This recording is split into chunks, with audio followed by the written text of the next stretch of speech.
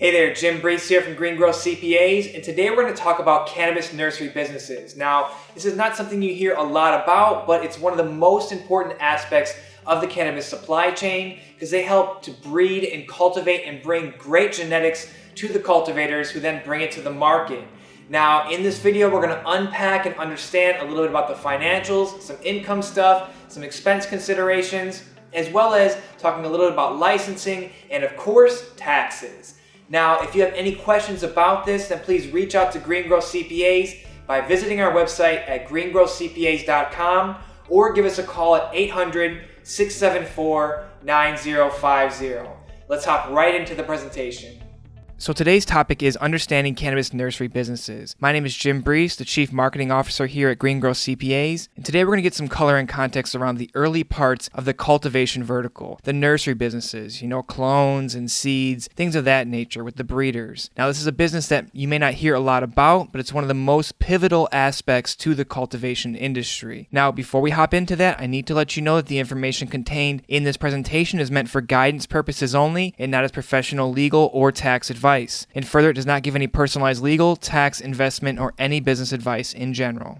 So with that out of the way, let's discuss what we'll cover today. First, we're going to define the opportunity in what nursery businesses are, as well as go over some estimated financials, including income, expenses, as well as taxes. And lastly, we'll cover some additional considerations before jumping into the nursery business or adding it as another vertical in your cannabis business.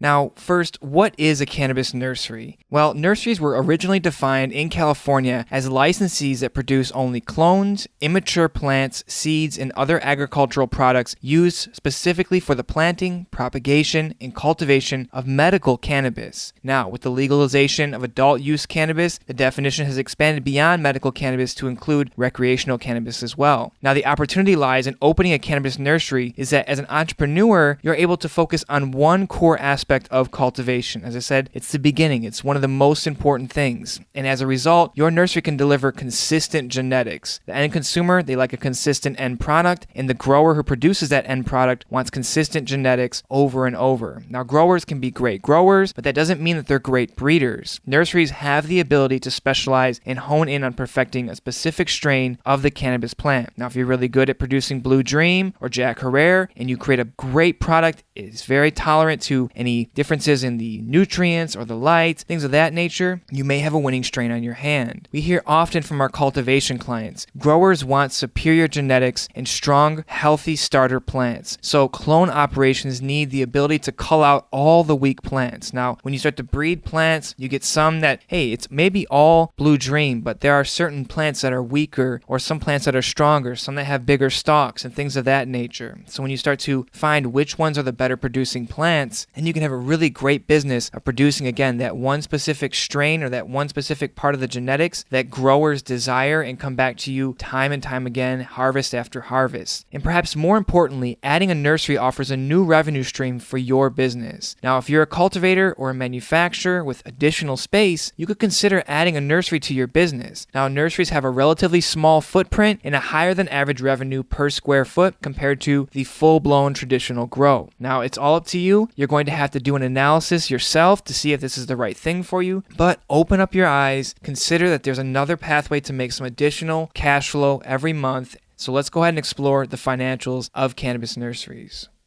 So first, let's start with income. So you're probably asking, how much profit can adding a cannabis nursery business to your cannabis operation actually net you? How much can you actually get? Well, let's run a few numbers in this sample cannabis nursery scenario. So with a room of about 1,000 square feet, you can have anywhere between 20 and 40 mother plants depending on the size and how you use your space. Now note, you're going to need another 200 to 500 square feet to actually root your clones in. Different lights, you're going to have different timing patterns on the lights, things of that nature, different temperatures possibly. But each mother plant, so you have 20 to 40 of them, each mother plant will give you 15 to 30 healthy cannabis clones per month. And this can vary greatly depending on how well those mother plants are maintained and their ability to regenerate new growth. So what this means is you're going to have anywhere between 300 and 1,200 clones per month available for sale. Now, I really want to put an asterisk here. Note that we're being extremely conservative in our estimates. We've seen groups pull significantly more clones from a room this size, right? 2 of our our clients, they do 5,000 clones a month with a 1,000 square foot room and then a 500 square foot rooting room. So it's all upon how much you can produce from the clones, how well they can recover, lots of different factors to it. But again, let's just go with this 1,200 clones max per month.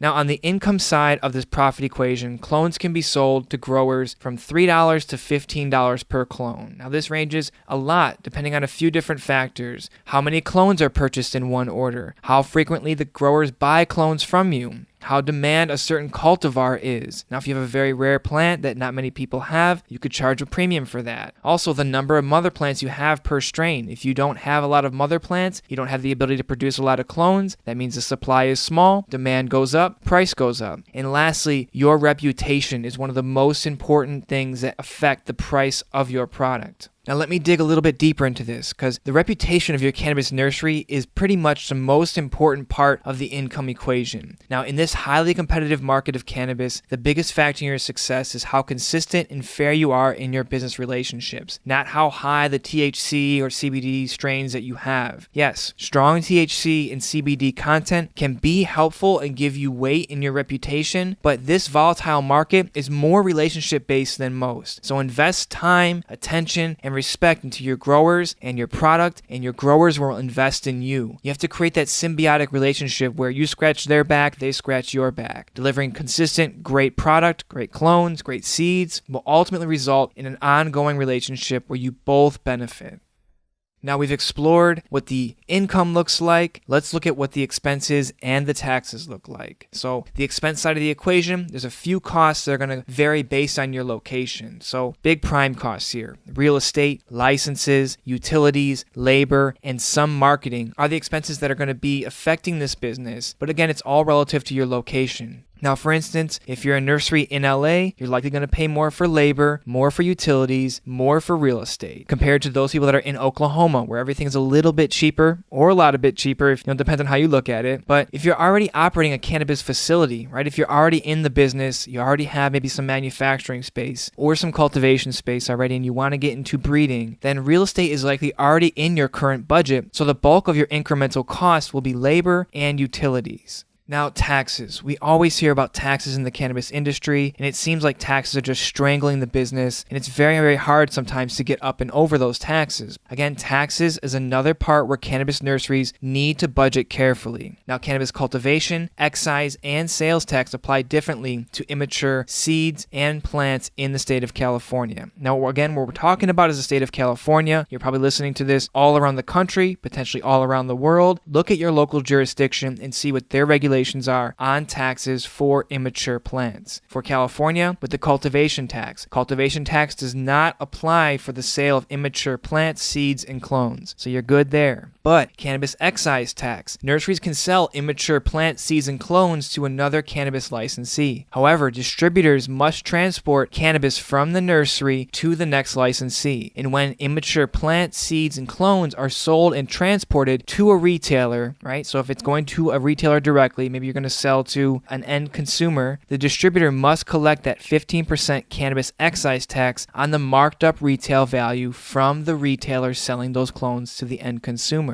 Now, cannabis sales tax. Sales tax only applies when any cannabis item is sold in the retail market. Now, as long as you're selling seeds, clones, and immature plants to cannabis cultivators, sales and use tax doesn't apply. But if it's being sold in a retail location, sales tax will apply. Now, specifically, sales and use tax does not apply to a cultivator's purchase of immature plants, clones, and seeds when the products grown from them will be resold as part of a cultivator's regular business activities. So again, retail, yes, there will be sales tax, but if it's as supplies for a cultivator, no sales tax. As you know, taxes can be quite complicated, especially when you're participating in more than one vertical or if you're fully integrated. So for specific tax questions about how these taxes apply to your nursery or to your full operation, reach out to Green Growth CPAs and get a full view of what your tax implications and burdens are going to be for the entire year.